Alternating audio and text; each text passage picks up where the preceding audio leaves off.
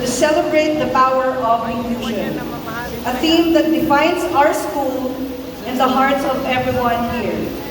Inclusion means every voice matters, every step forward counts, and every individual shines in their unique way.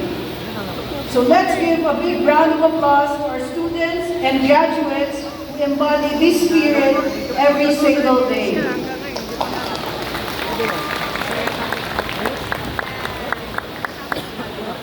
At Birthright School, we've seen our students grow, learn, and thrive in an environment where everyone is valued.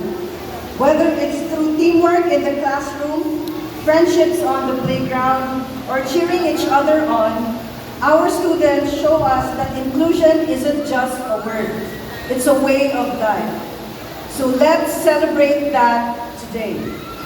To begin our ceremony with reflection and gratitude, we invite Pastor June Del Rosario to lead us in our opening prayer.